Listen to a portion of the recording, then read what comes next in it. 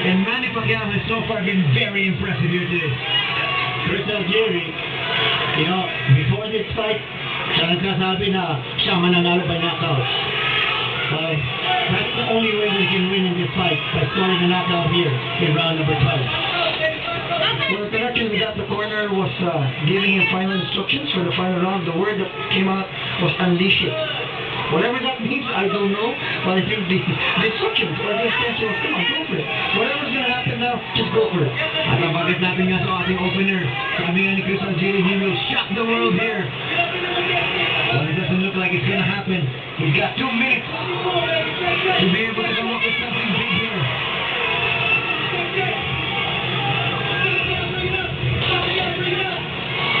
There might not be a Rocky Balboa ending here para kay Chris Algieri.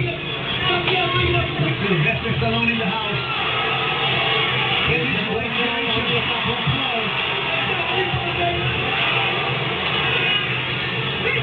I think Pacquiao wants to end with a flurry here. Wants to end with an impressive round. And you see the left hand of Manny is cocked. He's waiting to unload it. A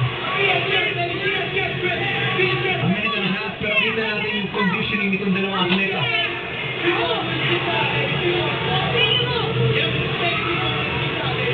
Both still fresh here.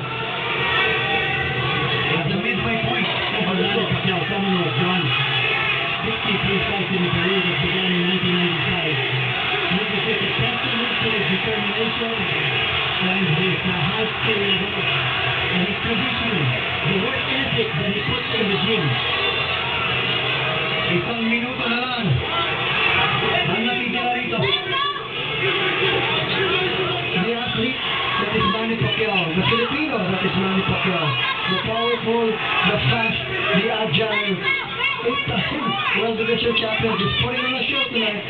Chris Algieri, in all his intention, his agility, his athleticism, his being over an achiever, does not compare to the level of play or the level of skill that Manny Pacquiao brings to the ring. Idagdag mo na rin yung utak na pinag-uusapan natin dahil na it did not become a factor here. Right. That was the one thing that they thought that Algieri could bring, but again, the skill, the physical skill with the front. Mga buhay segundo nitong laban, and Manny Pacquiao has defended his title. Unfortunately,